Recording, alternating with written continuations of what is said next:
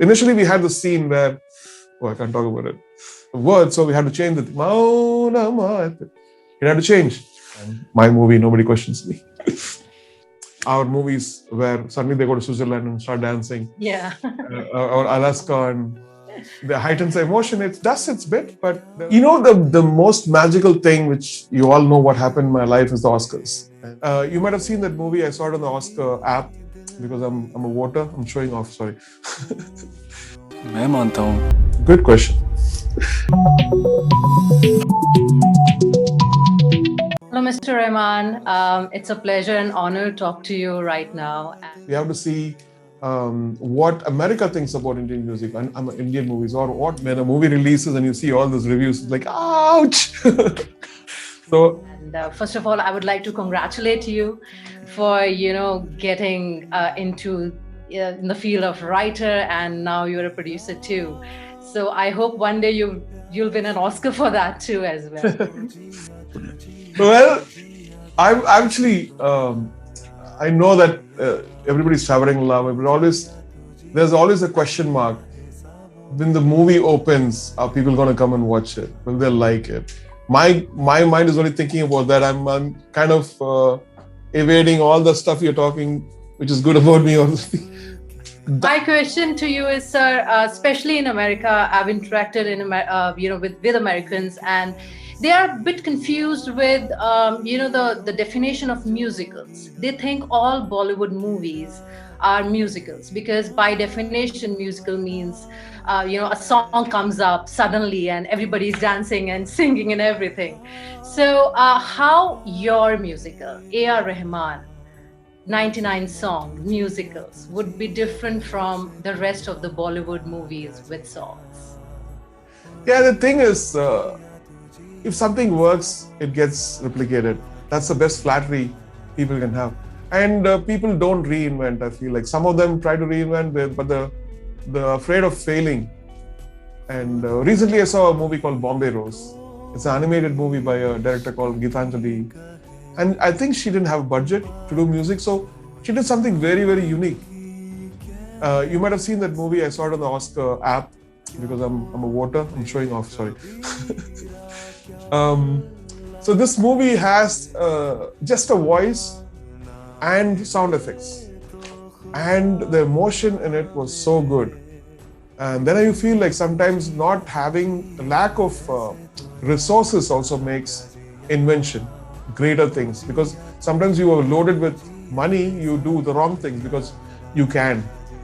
Yeah. And sometimes the lack of it makes you more imaginative. So in our movie, I would say we are not following the rules of a musical. It's not that I have to make somebody sing a lyric to make a scene, go forward. And you try to reinvent. It's a film about music. It's about somebody.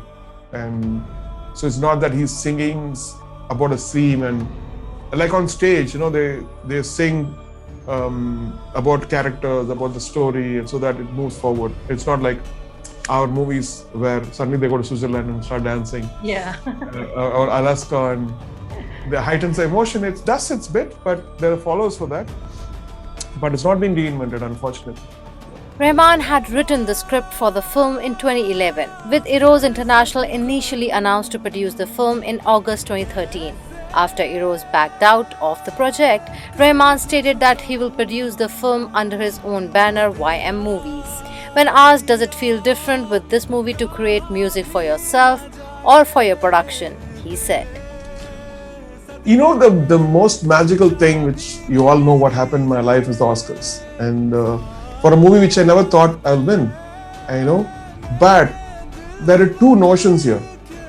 What Indians think, which is worthy of an Oscar soundtrack for me, and what the world thinks about Slumdog Millionaire as a soundtrack. So there are two things, and I kind of dissected it, and I kind of went into it and said, why do Indians think that Roja should get an Oscar, Lagan should get an Oscar, and Slumdog Millionaire should not get an Oscar?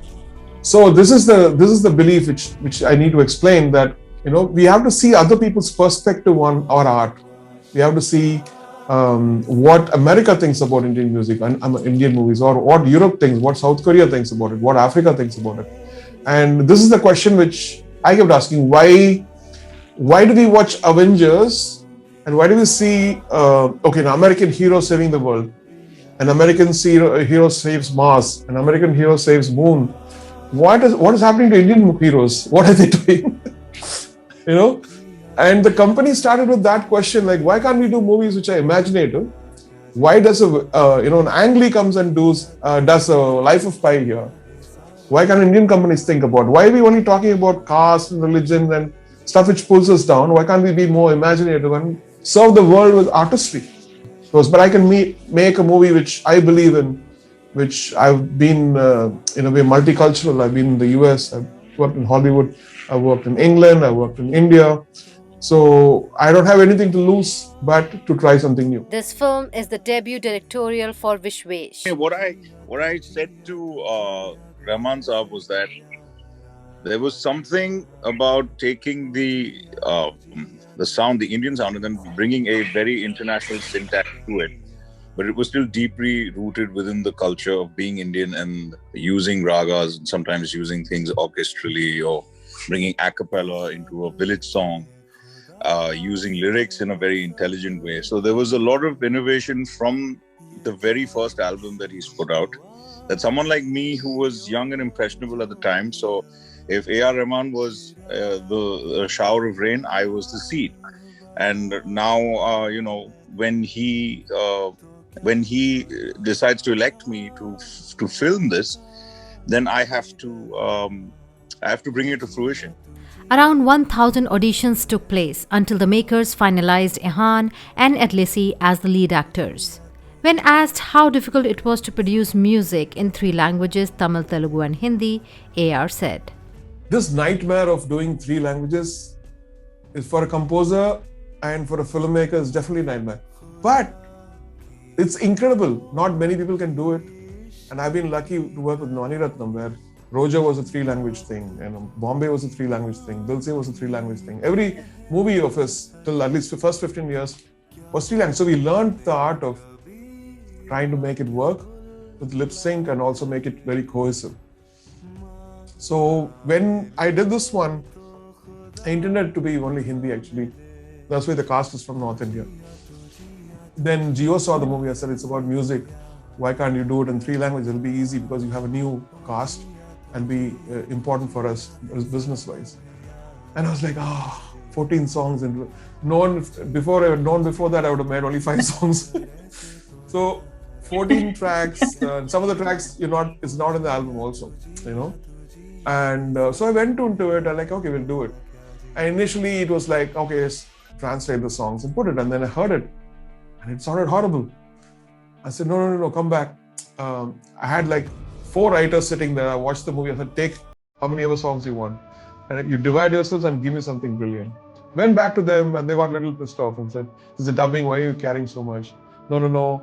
It's my language. No, I speak Tamil, so I understand that we can go further. So there were like 15, 16 times recordings, to get the best out of it. And then if you look at the song Sophia, now he's talking about Maunamai Peske. That means like you are a silent miracle or something like that. So that felt like the tune is not right for that tune, that word. So we had to change it. Maunamai. We had to change. But because we had the time and we had the intention to make something beautiful for South Indian audience, I think we went into it. Even with the voice the same, like every lip sync had to be correct. It's a beautiful art. It's very satisfying to see that now people are liking it. We were very nervous before, thinking that people might think it's like a dubbing movie, but when you look at the Tamil and Telugu version, they were actually an inch up than the Hindi one because we had more time to put all these goodies in it. Head of Sony Music India, Shweta Subramaniam, talked about his relations with AR Rahman. As you know, we kind of go back many years with Rahman. I think right from his first solo project, which was the Monday Matram project. So we've kind of been, how shall I say, stalking him over the years and collecting all his valuable soundtracks that he's put out. And yeah, so he's a dear friend of the company. And lastly, he told us what's the one message the audience would take away from this movie. I think it's an experience at this at a period where we're all very we don't even know what the future is. I think this movie will definitely bring hope into your life because it talks about dreams. It talks about how do you struggle and come out as a winner, and it talks about the internal struggles of a creative person, which I don't think you've seen any movie dealt with it. It's all about external fighting villains or shooting, terrorists and all this stuff. Nobody talks about internal insults, internal, the whole world is talking about mental health. What is mental health? It's thinking that you're not good enough or thinking that you don't have a future. Makes people commit suicide, makes people depressed, takes the human ability to excel and brings it down to a zero level, I think. And so here we're dealing with stuff where somebody's going through that in a way. And music in a way, what we try to do is the line in the trailer which says that music is the last magic left in the world. And so if I'm creating something, if I'm writing something in the room, there is no dilution in it. It just reaches the same way on your headphones or on your speakers. So sometimes I feel so blessed that I have to be super responsible, and it scares me, terrifies me. So every note is checked, every note is responsible, every note is intended to do good things, I would say. 99 Songs releases April 16th. Yeah, but the scariest part is a release. Sometimes, when a movie releases and you see all those reviews, it's like, ouch! So I think that's why I'll suggest everyone come with very low expectations. But you've seen the trailer, so you know what the movie's about. But come with very low expectations.